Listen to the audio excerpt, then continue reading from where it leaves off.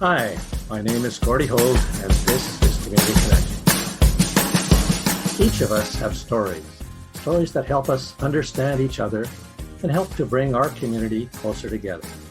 I have been very fortunate to have met many interesting people who've had a positive, profound impact on our community and far beyond. People who've had incredible life experiences and fascinating stories. Community Connections is about these people and about their stories. I'm sure you'll enjoy meeting these amazing people as much as I have. Thank you. Please enjoy. Hello, my name is Gordy Hogue, and this is Community Connections, and I'm pleased to have with us the CEO and president of 2010 Legacies Now, and actually, which is now Lift Philanthropy. Welcome, Bruce. Bruce Dewar. Hi, Gordy. It's a pleasure to be here. I'm sure it is. It's an honor to having known you for a long time, and not sure you're actually interpreting as a pleasure, but that's nice of you to say that. Can you talk a little bit about where you were born, how you got to British Columbia, all those things happened for you? Sure. I was actually born in Edinburgh, Scotland, and I came to Canada as a wee lad. My parents immigrated. My dad had a job in Richmond as a doctor. We came over and we actually drove across Canada. We arrived in Montreal and we drove all the way across this very large country. I think I fought with my sister the whole way across. And then we arrived in Richmond, and then soon after we moved to West Vancouver. But my mom and dad have lived in the White Rock area for many years now. And then you went to school, I assume, in West Vancouver then, or? I went to school in West Van for a while, and then my parents thought I wasn't a very good student, which is hard to believe. They sent me off to school in the UK, and I got my O levels in the UK, and then I came back and actually did grade 12 at Churchill in Vancouver. And then you went on to post-secondary education. I did, again, not being the best student, but knowing that I needed to have further education. I actually went to BCIT, and I took marketing with a focus on international business and trade.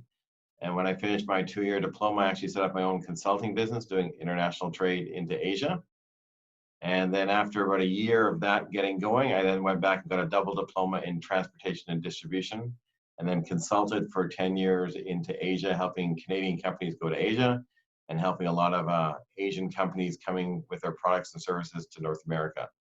Our biggest client back then was the Australian government, and we did about $50–60 million worth of trade from Australia into Canada. Some were joint ventures, some were alliances. I think they hired us because we were young whippersnappers in their mind and give us a shot. The leader of the program out of the state of New South Wales, I think, had kids a little bit around our age and was sort of inspired that we would set up our own business. And 3 years after the program started, we were the only consultant they still used. They had a consultant in Portland and one in Seattle, and those relationships ended. And ours carried on for, I think, 6 years until we decided to move on from that project. What do you think about your upbringing led you into that kind of work and that type of interests? I was never one that was really focused on like the career path. So again, my dad was a doctor. He was also qualified as an engineer, so he had definitely gone down those career paths. And I was a little bit sort of outside the norm, I guess, and how I sort of looked at things. So I definitely had an entrepreneurial spirit. And I had a lot of sport, even though I don't look like it now. I did a lot of sport as a youth and really appreciated sort of that team, that dialogue piece. And when I graduated, actually, BCIT, the first part in '83, the job market was terrible. So again, it was more like create a job versus trying to find a job. And so we created our own business, and we got very lucky landing a couple of contracts early. And then we were recognized, and I actually went across the country sort of inspiring others to be more innovative and do entrepreneurship. And you went off to MIT for a bit as well. Yeah, so then after sort of 8–9 years in the consulting world as our company, I realized, there was a limit to how much we could charge people, to be honest, and how much credibility we had without a degree behind us. So I made a decision. I needed to get a master's degree, and I looked, do I want to stay local and go to like an SFU, UBC, or UVic, or do I want to sort of have a totally different experience? So I applied to both Stanford and MIT, and fortunately one of them took me. I didn't have an undergraduate, so it's a big leap of faith by them. I had 3 very strong letters of support, which, over exaggerated my story, I believe, but it was very generous of those that wrote it. I got accepted into MIT in the Management of Technology program, which was a joint program between the Sloan School of Business and the Engineering School. They were both ranked #1 at the time. I went in, there was only 32 in the class. I was the only Canadian. Most of them worked for large organizations like IBM or Apple or Nippon Telephone Company or Venezuela's oil. So I was, again, a little bit different than the rest of the class in that I was more of that entrepreneur marketing guy. So I definitely did that social convening of the group. And again, the whole purpose was to really sort of bridge between an engineer's mind and a business mind. And they envisioned the people coming to that program were the future leaders of organizations. So most of the people there were destined to be a senior VP or a president, CEO of a major corporation. So it was a unique experience for a year. I learned how much I really didn't know about a lot of things.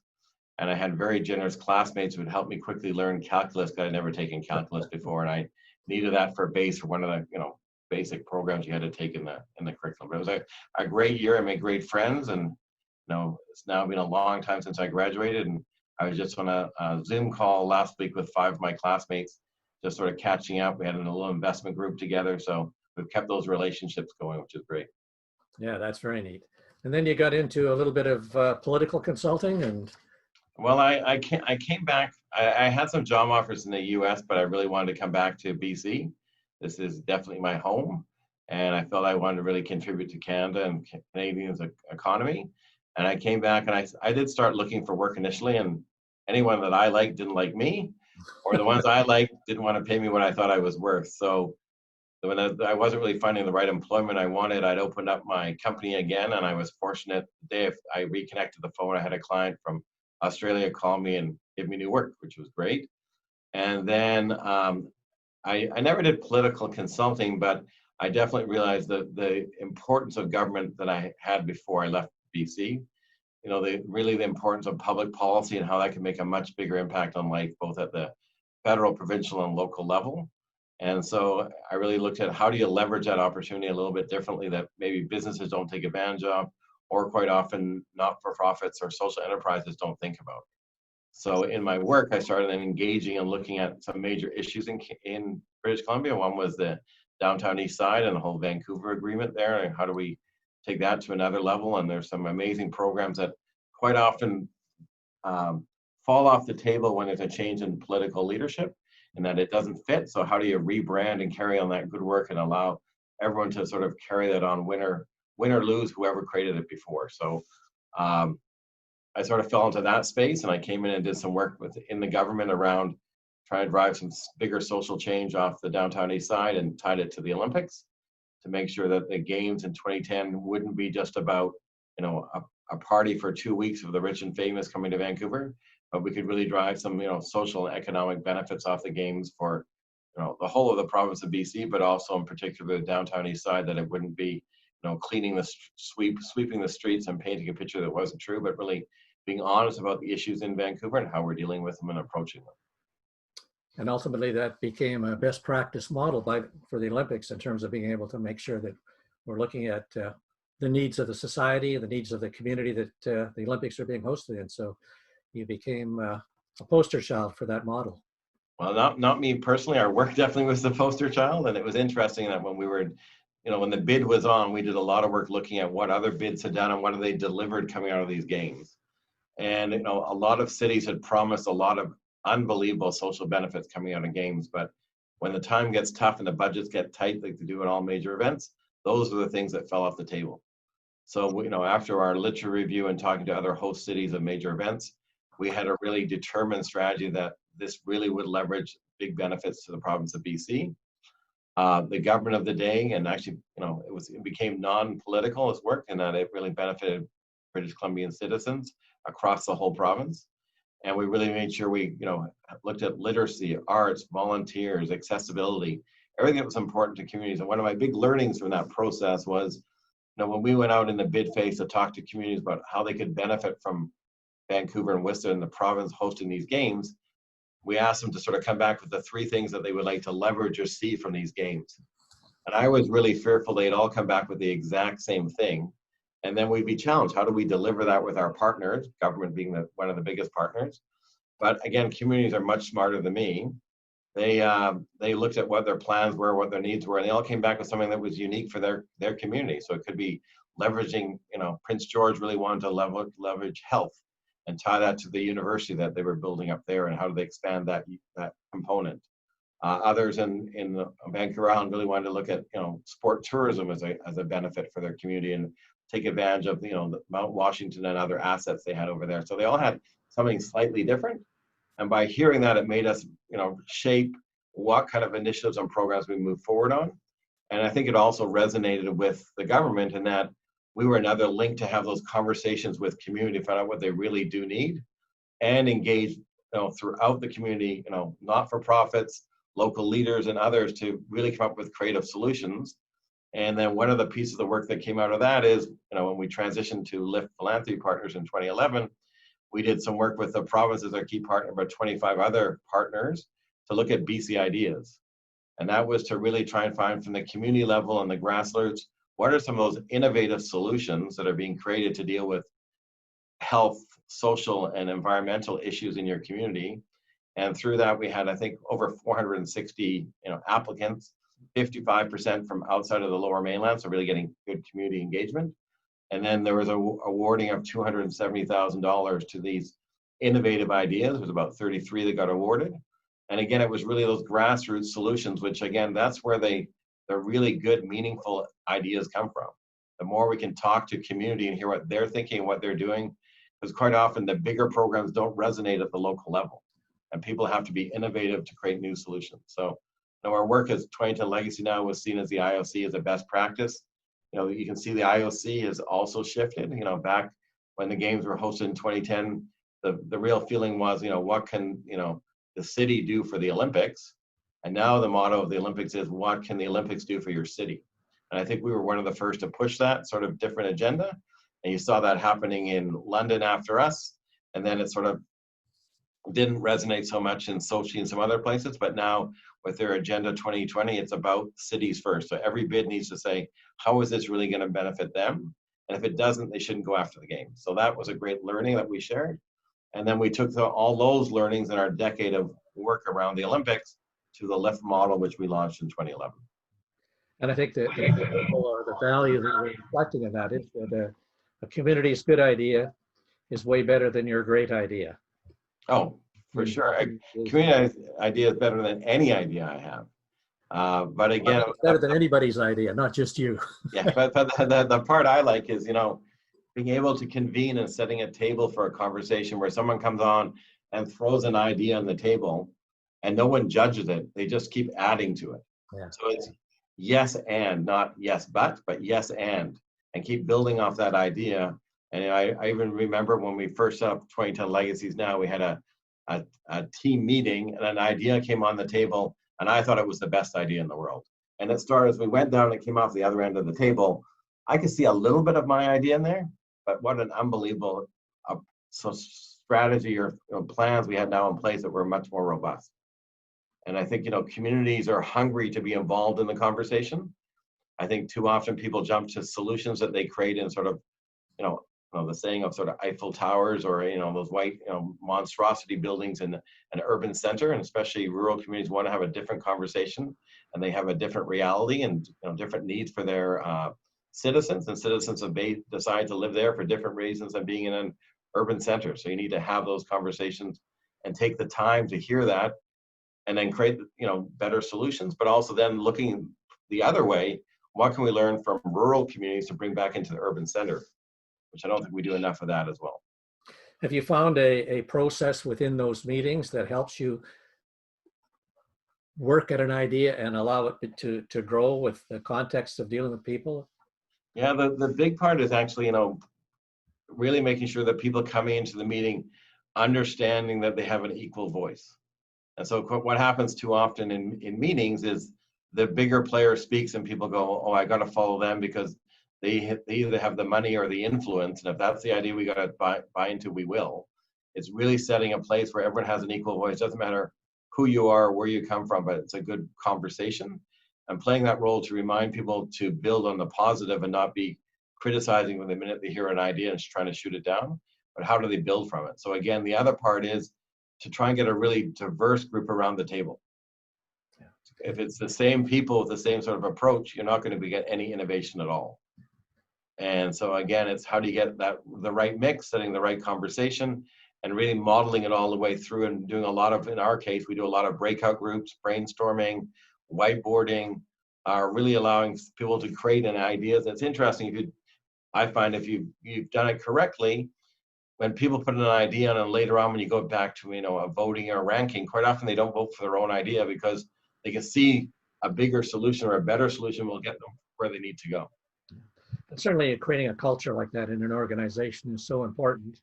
And I've seen in so many levels of government where that doesn't happen. You get a hierarchy and people are trying to, as you describe it, feeding into what they think the leaders want rather than the leaders being in a position of being able to engage. And I think your example of BC Ideas and engaging so many municipalities, and I remember you presenting that at the Union of BC Municipalities convention in Victoria, and it was I think the best attended meeting that was held there, other than the plenary sessions when people had choices, and you engaged in that fashion. And the interesting thing, I remember, I think it was like a 7:30 or 7 o'clock morning start, and we had people outside the door, and we had people standing inside. It was so popular, and I think it's because we gave everyone a voice, and then the other part, even when we did that session, it wasn't Lift standing up or speaking, or the government partners standing up and speaking. It was partners being engaged, and different municipalities sharing what they had done off BC Ideas, and how they were going to be using that ongoing, because they now came across other organizations in their community or leaders who wanted to play a bigger role. Yeah. So it really was a big engagement process, and it didn't just end at the end of BC Ideas. There was resources and information shared throughout communities, which is critical. Yeah, and that sort of principle or value has been reflected as you've moved on to Lift and the issues growing out of that. Can you talk about some of the programs that can give example to some of our viewers of not just the philosophy, but some of the things that actually carried on from concept to funding to evaluation and those type of things, so that they get a sense of how a Lift Philanthropy works? Yeah, so the big thing we learned from our 10 years of work around the Olympics, and we gave a lot of grants out during that 10-year phase, is that the present structure of grants or annual giving is really tough for organizations to build the real capacity to deal with these complex issues. So they're chasing the grants every year or reapplying, and it just doesn't give them the capabilities or the runway to really look at building capacity versus just short-term solutions or creating something new and shiny to get the next funder. And so the big learning from 2010 Legacy now is that, can you really fund people over 3 years with milestones and targets? So again, they have more flexibility. And so again, I look at some of the work we did as 2010 Legacy now on literacy, which we transferred over to Dakota Literacy Solutions. But again, it was really allowing community 3 years to really work on a plan for literacy. And the first part was actually giving them some resources so they could convene the meetings and have the conversation about what was important. The next part was then, if they could do that within the budget and they could save money, we said they can be reapplied onto the next phase.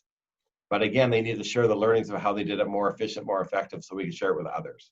So that was one philosophy. We said we need to really be looking, if we move into a new space, to look at sort of a longer term funding or support over 3 years minimum. The other part was, evaluation and measurement is so important. And unfortunately, organizations don't quite often get funded for that, even though everyone wants people to measure outcomes and where you're really going. So we really put measurement at the heart of it. And we do a performance measurement framework with all the organizations we work with to make sure they've got the right tools and resources so they can make better decisions internally, what programs to keep moving forward on, and they can then share their impact and tell their story to funders and stakeholders and celebrate those successes. And then the third thing is to make sure everything is done in collaboration. Like the model of working in isolation as an island is not successful in today's world. I think that's become even more evident with COVID. And so again, how do you really collaborate and figure out what you're best at, who can do something else as part of that solution? You don't have to do it all yourself. And so again, those are sort of three of the philosophies we picked. And we also look for innovation. So for us to find organizations when we set up Lift, we were told it's a lot like venture capital, that, you know, you look at 100 organizations to pick one. And we found that ratio was very true. In some cases, you know, when we did our recent work on, or our work we're doing right now with immigration, looking at helping, you know, settlement agencies across the country look at some innovative models and better solutions, we looked at 1,000 organizations to pick the 10 that we wanted. So we went very high in the funnel, came down, started looking at the characteristics. We had one of our partners, PwC, help with some of the screening. And then we really made sure that we could pick the right 10 organizations who were doing innovative work, cared about measurement, looked at how do they scale or impact, either drilling down more on their same population or looking at a broader group. And then also making sure that the leaders that were going to be part of this cohort were going to be also paying it forward and sharing beyond their own organization to have the bigger picture in mind. So some of the successes we've seen along the Lift model is, you know, one of the organizations we worked with early was Jump Math, based out of Toronto. It helps, you know, lead to better math outcomes for kids in school. So Gordy, I don't know if you were good at math or not, but a lot of the, you know, people listening weren't good at math. It was one of them. And unfortunately, a lot of, you know, girls are told they're not good at math. It's, you know, a myth. You can't be good at math. And also some of the teachers, you know, math isn't their strongest point, and that gets picked up in the classroom. So this model was designed where you can actually teach in a group setting math, and they can take a classroom setting, and the math is usually on a bell curve. They can move it up so that the whole class is in the 80+ percentile on math results. And when we worked with them, they increased their number of students that they were helping by 35%, and they increased their revenues by 20% so they could help more Canadians. And they expanded their free program to Indigenous groups so they could help more schools and Indigenous people have access to math as well. So that's one example. Another one would be Furniture Bank. Again, and Jump Math is across the country. They're just head office in Toronto. Another one is Furniture Bank, helping getting furniture to those either getting back into housing or those who are, you know, new Canadians. Interesting enough that, you know, when we first started working with them, they felt they had a capacity issue in their warehouse. They were looking at getting a second warehouse. We brought KPMG in as one of our partners to really do an assessment of the warehouse. They were able to redesign it. We did a small investment, I think around $75,000, and they were able to increase their throughput by 40% and move to a just-in-time model. And they've increased the number of people they help now annually by about 35% as well. But the nice part with that is we've helped them create a national plan and strategy so they can help furniture banks across the country share best practices and look at helping everyone in their local community with a furniture bank. So again, really looking at that scale of impact. In BC, we worked with Kidsport, which I know you're a big supporter of, Gordy. We help them really on a national level. How can they make an impact across the country and pool of resources and learn from each other? The good part through that partnership is CIBC came in with $1 million. One of our partners, Torque Strategy Group, or the TTG Group, helped them bring CIBC to the fold and give them $1 million to really help build some of that capacity to allow them to help more youth across our country, which is great. Another one it would be, you know, Rise Asset Development, which, you know, again started in Ontario, but we really felt they should be national in scope. They were in 4 communities helping people with mental health or drug addiction start businesses, be entrepreneurial with microloans. They're now in 11 communities across our country and have plans for further expansion.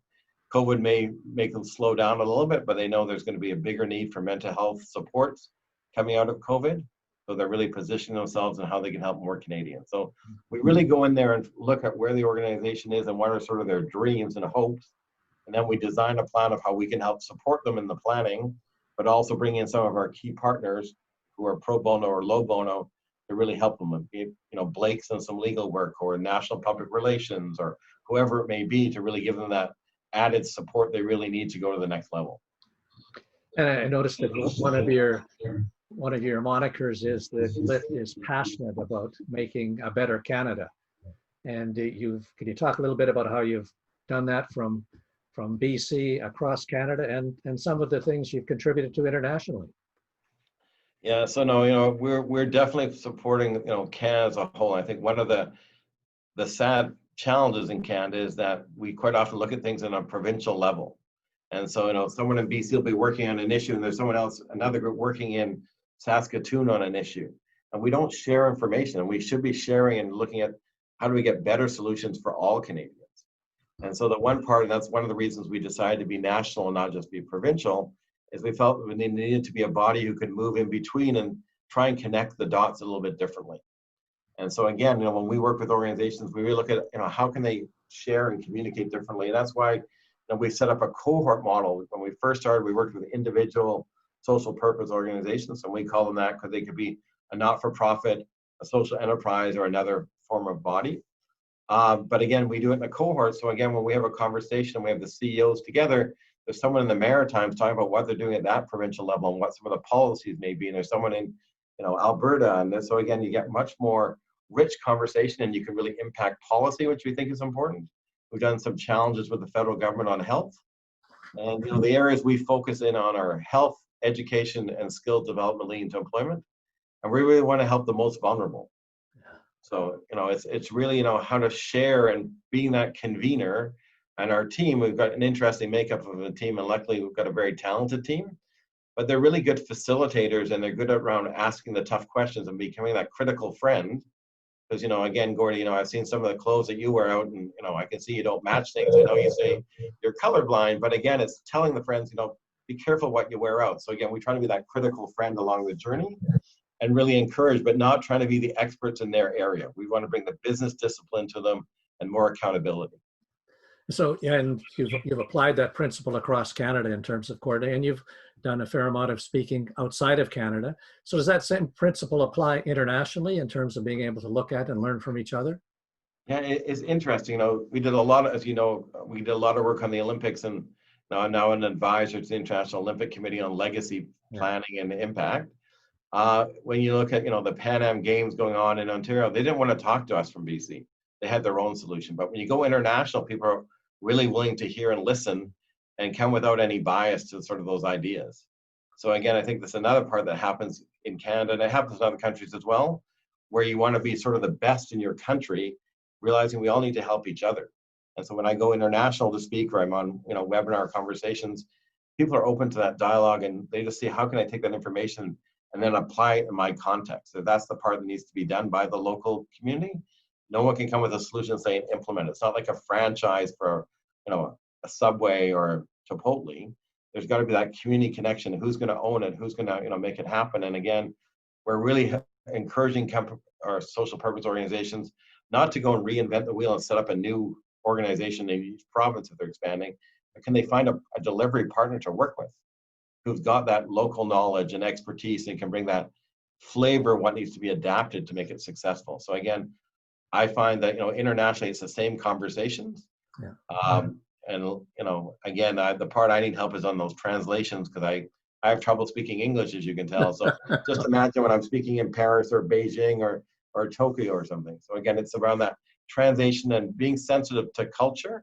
I think that's one thing that Canadians are very sensitive to, is culture and respecting where people come from. That, definitely resonates in other countries. And the other part I hear quite often is that we're very humbled as Canadians when we go and talk overseas. We don't come in and preach that we have the answers and solutions, but we're just here to be part of the conversation. So as you're describing that, is there one challenge or obstacle that seems to be in the way of doing that? And if you were able to magically make some change in terms of how you're delivering to the more vulnerable people in Canada, and indeed with ideas around the world, what would that magical change or mystical part of that be?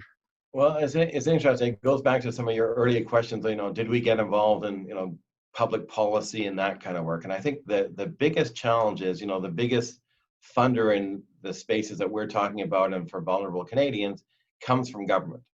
And I think it always will, just as part of the Canadian way. There'll be other partners, corporate and philanthropists for sure. It's unfortunately, in government, and you see this at all levels of government, it's really hard to get horizontal integration. It's really hard to get those artificial silos broken down between different departments. They say, no, I own this client for mental health. I own this client for, homelessness, etc. The reality is the individuals who are vulnerable and at risk, they don't care who serves them, how they're being served. They just want access to that. And so I think the more that governments can start trusting intermediaries to be that solution, to say, okay, maybe inside government, you still need that accountability to administer and all that piece, but how do you get an intermediary who can cut through that and start delivering on a horizontal bit, which just meets the client's needs? They're coming to you and, okay, you need to do this, this, and this stream, but it's not funded by ministry X, Y, and Z. And I think that's where quite often things get more complicated by the way the funding is set up. And so, if there would be a silver sort of solution, it's how to help government lead to better integration to help their clients' needs. And so again, there's a couple of things that Lift definitely has in mind. I know others in the sector as well, to try and, push a new way of doing business. I think the other part, coming out of COVID and some of the learnings around COVID and some of the challenges and maybe potentially some of the opportunities to maybe disrupt in the system to get better outcomes and to really get more sort of solutions that cut across versus siloed. And I think, the other part too, we're seeing with a lot of the SPOs that we're working with is that they've been able to pivot and embrace technology and still meet their clients' needs, but also now realizing that they can go to a broader market if it's technology is part of the solution. And they'll still need local partners for some of that face-to-face stuff. There's still the need for face-to-face. But again, it's just, I think there's an opportunity now to disrupt to lead to better outcomes. And the other part is, I also believe that social purpose organizations can add even more value to the conversation and solutions for Canadians. Yeah, and certainly with the pandemic that we're going through now and the crisis associated with that, there's new opportunities again that every time we have a crisis, there's an opportunity to look at it. And I certainly concur with you that with respect to people live holistically in a world, but governments tend to divide up their delivery services into different ministries that don't address the whole person in a meaningful way. Yeah, and again, there's some great examples throughout the country, but I just look in White Rock, the way you've done shared services around health and sport. Yeah. Again, that's a model that needs to be shared much broader.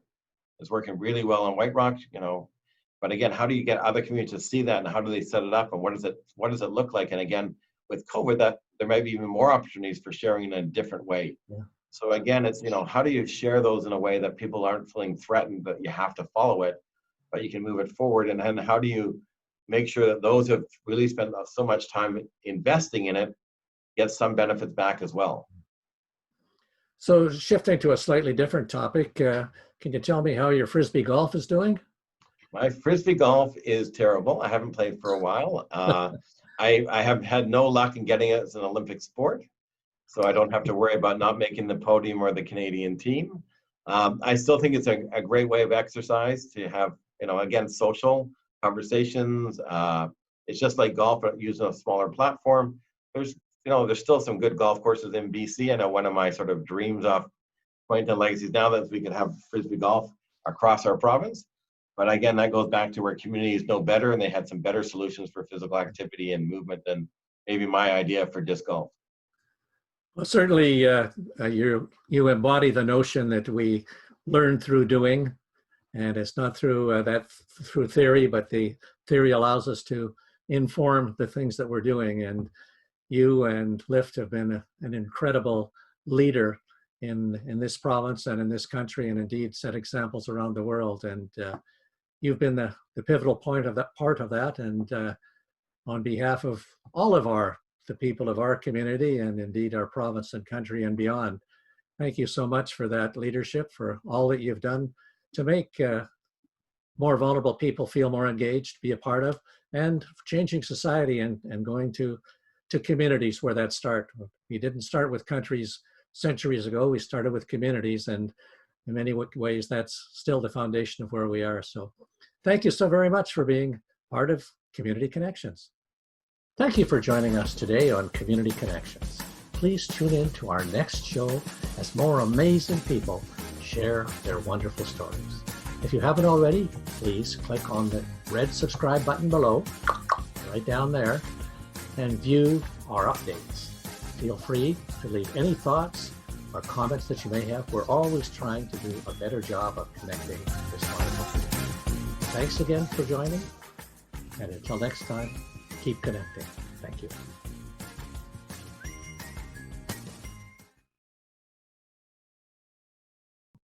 Your point around, get it out of the government and let the organizations identify what they need. Yeah. The problem is they hadn't done enough work with the sector as a whole to make them really understand what impact investment was. So people made decisions, and especially when they changed the guidelines. So it's kind of like the analogy I use. When you go to university, there's some core courses you need to take, so it's the foundation for whatever. And then you get all these electives, which, you pick that fill you and your needs. But sometimes they're not the best for your career. But maybe they are, you don't know. But again, quite often those courses which are seen a little bit more dry aren't being done. And for impact investing, all the research globally shows 4 areas where if your organization is not strong in those, you're most likely going to fail in your search for impact investing. And so again, a lot of the funding has gone out not to support those core areas, but to do nice things. What are those 4 areas? So the 4 areas are: you need to have the right governance in place. So your board has the right governance, the right accountability. They're willing to take on the management of risk and make sure that the team is accountable for that. Like, too often when the investors come in and they start doing the due diligence, the board isn't there. They're still sort of in that old mindset. So that's one. And again, making sure you've got the right structure to support if it's an equity deal or generating revenue. So again, you need that sort of governance pieces beyond the makeup of the team. Another one is making sure you've got the right measurement in place. You're really measuring the outcomes, the efficiency and effectiveness of your organization. So again, people sort of skirt over measurement and they'll just pick some high numbers of outcomes or number of people they talk to versus outputs. And what's your theory of change?